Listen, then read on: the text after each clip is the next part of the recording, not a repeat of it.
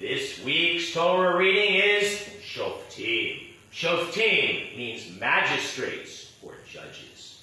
This parsha is not just, though, about judges, but it is about good and rightful leadership in general. This reading has important guidance being provided for how judges are to serve. Shaftu et ha'am mishpat tzedek. They shall govern the people with due justice. Judges are to do justice, la'asot tzedek, with due justice, mishpat tzedek. You have likely heard me oft proclaim before, as comes from this parsha, tzedek, tzedek tirdol, justice, justice shall you pursue. Judges and all of us should pursue justice justly. That means that they, lo tatem mishpat, shall not judge unfairly. Lo takir panim, shall show no partiality. The lo tikach shochad, shall not take bribes. Ya'aver einei chachamim, bisalef divrei tzadikim. Bribes blind the eyes of the discerning and upset the pleas of the just.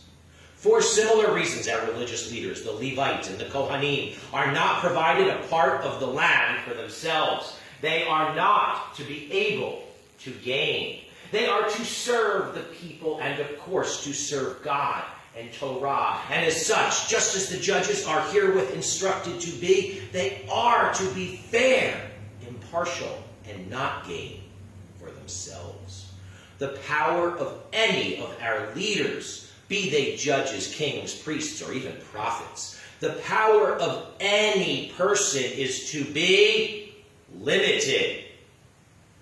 God is to have limitless power, not government or any people. Our leaders are to serve justice, to serve Torah, to serve God, to serve only the good. And they are to Uviarta hara Yisrael, sweep out the evil from Israel. Guidance is provided here, then, for when we re-enter our promised land, when we will have a king to be appointed by God.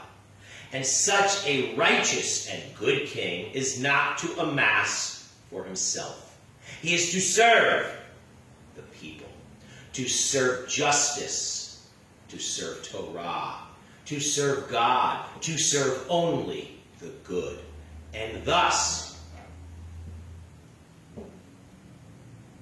Al kiseh mamlachto, when seated on his royal throne, v'katav lo, he shall have had written for himself, et mishneh haTorah hazot al sefer, a copy of this Torah as a book.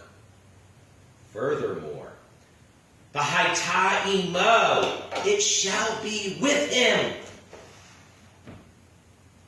V'karavo kol yamei chayav, for him to read it from all the days of his life, always.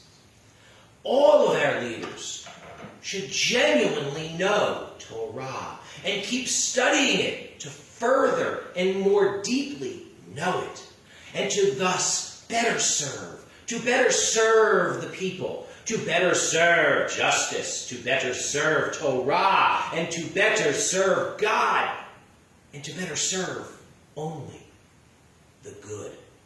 Such a leader, Ulvilti sur min hamitzvah yamin ushmol, will not deviate from the instruction to the right or to the left. It is not for our leaders to try and rewrite the Torah. It is for our leaders to study and know the Torah, to best follow Torah, and to best lead us according to Torah. This parasha continues from our leaders of judges, to our leaders of kings, to our leaders of priests, to our leaders of prophets. It could and should prove quite important here for us to question, what is a prophet? Some refer to Moshe as such. But was Moshe a prophet? I would say yes, but that depends on how one defines prophet. From the Greek origins of the English word prophet, the pra means in advance. Theseian means to tell, and thus most see the word prophet as meaning to tell in advance. That, though, is not the way Torah in Judaism sees prophets. The origin of the ancient Hebrew word Ravi, the Hebrew word for prophet, means something that flows from, and that is the meaning of prophet in Torah. That predates the Greek for the word prophet. According to Torah, according to Judaism, a prophet may be seen as one who has a more direct channel of communication with God. Someone who has a smooth flow of communication from God. Someone who more genuinely understands that which God wants to communicate with us. In Judaism, a prophet is not one who prophesizes. Not a soothsayer or other such future teller. A prophet is not someone who foresees the future. A prophet is not a predictor of the future. A prophet is a communicator of the truth.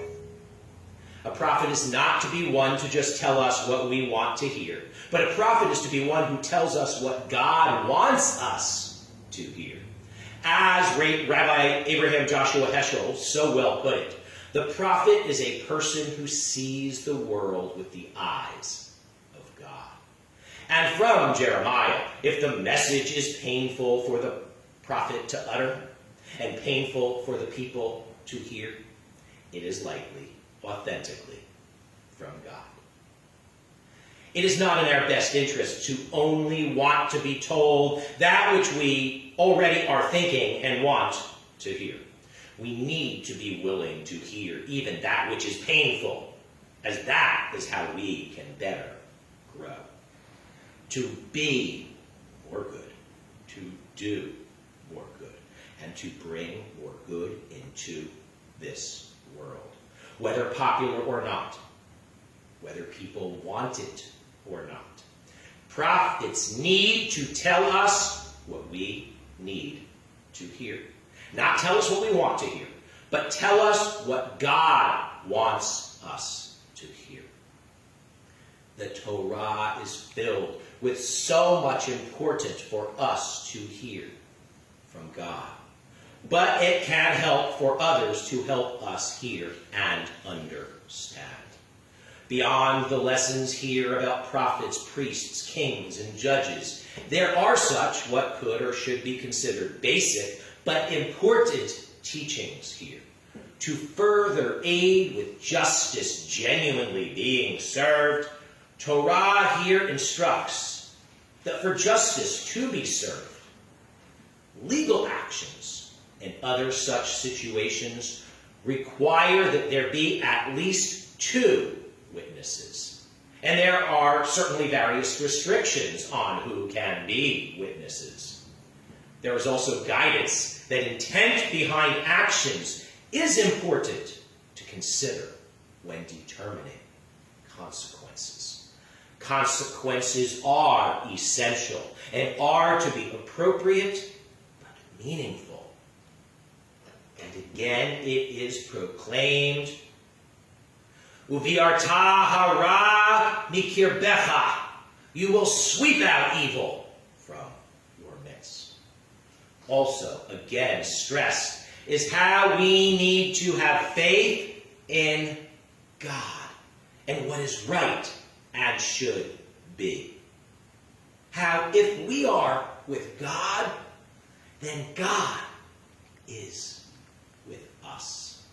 And thus, El Yerecha Levavchem, Al Tiru V'al Tachpezu V'al Ta'artzu. Let not your courage falter. Do not be in fear or in panic. If we do our best to do right and to be with God, then God will be with us. We need to have faith in God. And we need to learn God's Torah and to live by God's Torah. The Torah so tries to teach us what is right, especially with this parsha of Shoftim, not just focused on judges and other leaders, but so focused on justice. That the reading not only teaches about justice for and with people, but it even has instruction for how we treat trees. Even in a time of war, it is explained here that it is not right to destroy trees, and fruit-bearing trees even more so.